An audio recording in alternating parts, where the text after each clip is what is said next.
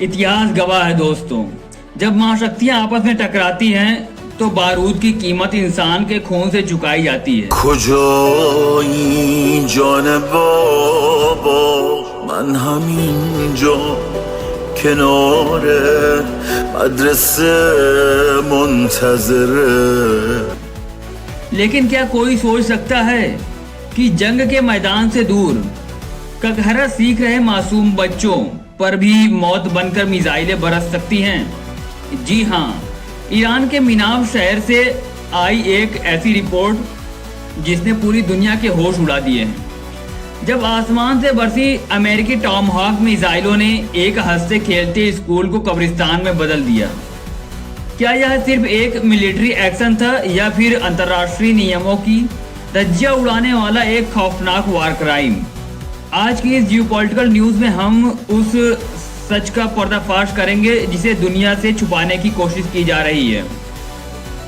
कहानी शुरू होती है ईरान के मिनाव शहर से, जहां का शजरिया एलिमेंट्री स्कूल कभी बच्चों की किलकारियों से गूंजता था। बच्चे मैदान में दौड़ते थे, क्लासरूम में सुनहरे भविष्य के सपने बुने जाते थे। लेकिन करीब अब से 12 हफ्ते पहले एक ऐसी सुबह आई जिसने सब कुछ बदल कर रख दिया। ईरान पर अमेरिका और इजराइल के हवाई हमलों का वो पहला दिन था। किसी को अंदाजा नहीं था कि इन हमलों का निशाना मिलिट्री बेस नहीं बल्कि ये मासूम बच्चे बनेंगे।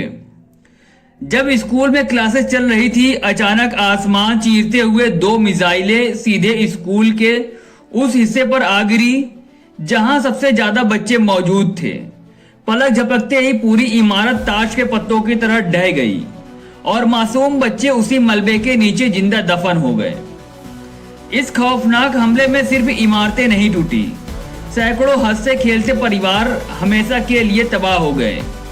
सरकारी आंकड़ों के मुताबिक इस अकेले हमले में 156 लोगों ने अपनी जान गंवाई, जिनमें से ज्यादातर मासूम बच्चे थे। इसके अलावा कई टीचर्स, एक गर्भवती महिला और स्कूल की गाड़ी के ड्राइवर की भी इस हमले में मौत हो गई थी। इस त्रासदी का दर्द कितना गहरा है, इसका अंदाजा आप मिनाव के इस कब्रिस्तान को देखकर लगा सकते हैं।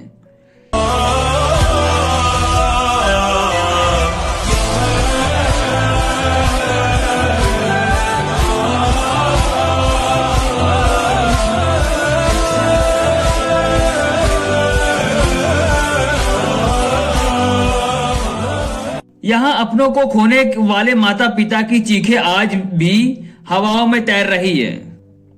7 साल की मासूम जिसका नाम मुस्कान है के माता पिता आज भी बिलख रहे हैं क्योंकि उनके बच्चे का शव आज तक उस मलबे से निकाला नहीं जा सका है। एक और दिल दहला देने वाली कहानी फरीद की है। फरीद अपनी बेटी एड्रीना को बचाने स्कूल भागी थी। उसने अपनी बेटी को तो बाहर निकाल लिया, लेकिन जब वो दूसरे बच्चों को बचाने अंदर गई तभी दूसरा मिसाइल ब्लास्ट हुआ। फरीद मलबे में दब गई और उनकी मौत हो गई। दर्द का अंत यही नहीं हुआ, उसकी बेटी एड्रीना ने भी कुछ दिनों बाद गंभीर रूप से जलने के कारण दम तोड़ दिया। एक पिता ने रोते हुए बताया कि उसकी पत्नी उसे फोन कर बच्चे को लेने जाने की बात कह रही थी, लेकिन जब वो वहां पहुंचा तो स्कूल की जगह सिर्फ धुआं और उसकी पत्नी बच्चे की लाशें थी। इस खौफनाक मंजर के बाद ईरान भड़क उठा। ईरान सरकार ने आधिकारिक तौर पर इस हमले को एक सोची समझी साजिश और वार क्राइम यानी युद्ध अपराध करार दिया है। ईरान का दावा है कि स्कूल पर सीधे तौर पर 2 अमेरिकी टॉमहॉक मिसाइलें दागी गई। रिपोर्ट के मुताबिक इस पूरे मिलिट्री ऑपरेशन के दौरान पूरे ईरान में अब तक 279 स्कूली छात्रों की जान जा चुकी है और सैकड़ों स्कूलों को भारी नुकसान पहुंचाया गया है। अंतर्राष्ट्रीय मंच पर भी इस घटना को लेकर बवाल मचा हुआ है।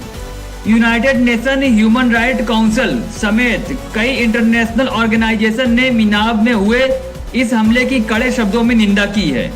इसे अंतर्राष्ट्रीय मानवीय कानून का सबसे गंभीर उल्लंघन माना गया है। लेकिन सवाल ये उठता है कि क्या केवल निंदा कर देने से उन माताओं की गोद फिर से भर जाएगी? क्या यूएन के बयानों से उन मासूमों को इंसाफ मिलेगा जिनकी चीखें आज भी मीनाब के मलबे में दफन हैं? कागजी बयानों से परे यह तबाही आज भी न्याय की भीख मांग रही है और दुनिया की इन महाशक्तियों से जवाब चाहती है। अपनी राय कमेंट बॉक्स में जरूर बताएं। इस वीडियो को बनाने के लिए हमने कई स्रोत से जानकारी जुटाई है। अगर आपको हमारा काम पसंद आया हो तो वीडियो को लाइक करें और शेयर करें। चैनल को सब्सक्राइब करना ना भूलें। मिलते हैं ऐसे ही किसी दूसरे अपडेट में, तब तक के लिए जय हिंद, धन्यवाद।